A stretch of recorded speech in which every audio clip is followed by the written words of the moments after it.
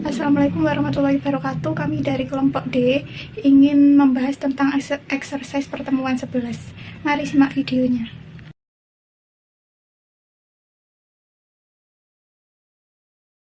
Nah, untuk yang pertama itu P11.1 yang A1 itu kita cari harga perolehan dulu. Harga belinya itu $85.000. Potongan tunainya itu 1.700 karena dibayar tanggal 5 Mei dan masih dalam masa potongan 10 hari. Untuk yang ongkos angkutnya itu $800. Untuk yang biaya pemasangannya $3.800. Jadi total harga perolehannya $87.900. Nah, untuk metode garis lurusnya untuk tahun 2022, perusahaan itu berniat menggunakan mesin selama 8 tahun dengan nilai sisa $1.500. Jadi penyusutan tahunannya $10.800. Karena dibeli pada 1 Mei, jadi menghitung untuk 8 bulan di tahun 2022 Mei sampai Desember. Hasilnya yaitu $7.200. Selanjutnya untuk P11.1 yang A2, hitung untuk 8 bulan di tahun 2022, yaitu Mei sampai Desember, menggunakan metode jumlah angka tahun atau SYD. Untuk 2023, jumlah angka tahun untuk 8 tahun itu 36. Tahun 1 itu Mei tahun 2022 sampai April tahun 2023 itu $19.200.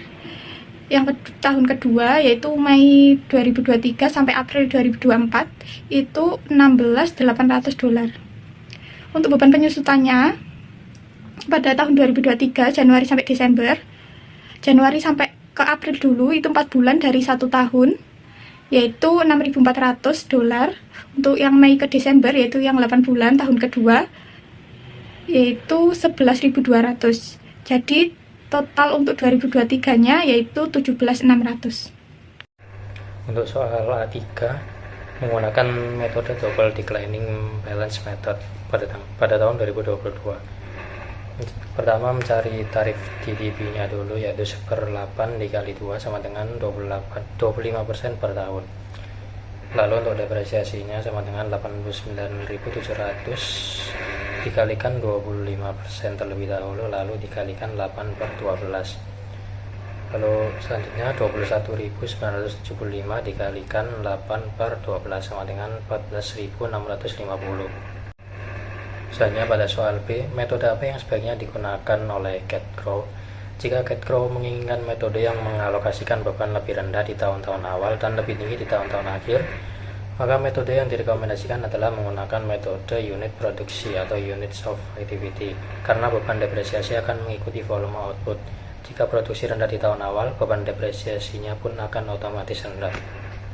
Selanjutnya soal P11.2, diketahui cost sebesar 89.000, lalu ada residual value sebesar 5.000, estimate service life 7 tahun, dan penyusutan tahun 2022 dihitung mulai bulan Juni. Untuk menjawab soal A menggunakan metode garis lurus atau straight line dengan cara cost dikurangin residual value dibagi estimate service life, yaitu 89.000 dikurangi 5.000, lalu dibagi 7 tahun, menghasilkan 12.000. Karena tahun 2022 dipakai dari bulan Juni sampai Desember, yaitu 7 bulan, maka 12.000 tadi dikali dengan 7/12 atau 7 dibagi 12 menghasilkan 7.000, maka jawabannya 7.000.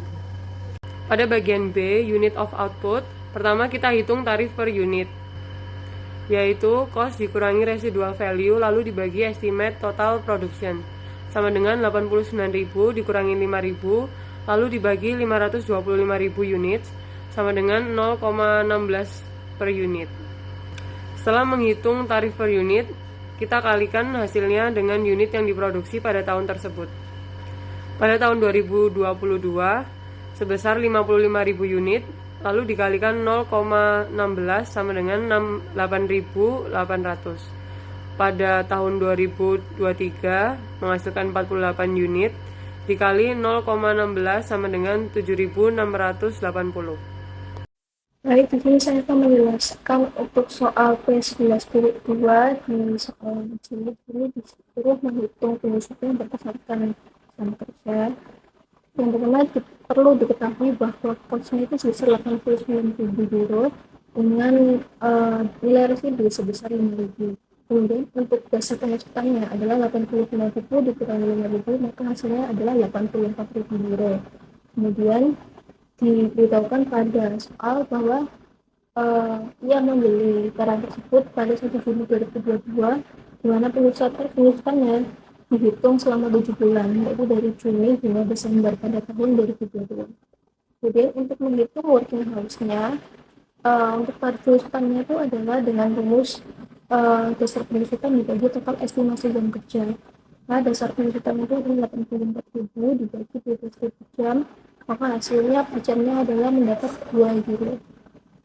Kemudian untuk pengusutan per tahunnya, di tahun pertama itu sebesar 6.000 jam dikali 2 euro sama dengan 12.000 euro. Mengapa 6.000 jam? Karena dihitung pengusutannya selama sekitar 7 bulan, jadi hasilnya 6.000 jam. Kemudian untuk tahun 2023 sebesar 5.500 jam dikali 2 euro sama dengan 11.000 euro. Menghitung pengusutan berdasarkan sum of the years digits pada soal P11 untuk yang bagian D. Sini kalau angka tahunnya sebesar 28, kemudian pengusutan per tahun jika dihitung secara penuh atau 12 bulan per tahunnya, maka didapat di tahun pertama yaitu 7/28 dikali 84.000 euro, hasilnya 21.000 euro. Sedangkan untuk tahun yang kedua sebesar 6/28 dikali 84.000 euro sebesar 18.000 euro. Nah, kemudian pengusutan tersebut dialokasikan berdasarkan penghitungan pengusutan. Jadi di tahun pertama, di tahun 2022 itu sebesar 5/12 dikali 21 euro sama dengan 12.250, sedangkan untuk tahun 2023 sebesar 7/12 dikali 18.000 euro sama dengan 10.500, sehingga total pengusutannya sebesar 19.250 euro. Baik, di sini saya akan menjawab soal yang P11.2 bagian E. Jadi pada metode double declining balance ini adalah menyusutkan nilai barang secara cepat di awal-awal tahun. Jadi kita pakai tarif 2 kali lipat dari metode biasanya sekitar 28,57%. Untuk tahun 2022 karena mesinnya baru dibeli bulan Juni, jadi kita tidak dihitung setahun penuh tapi cuma sekitar 7 bulan saja. Lalu, harga mesin 89.000 euro langsung dikalikan tarif tersebut dan diambil porsi 7 bulannya. Sehingga didapatkan beban penyusutan sebesar 14.833,33 euro.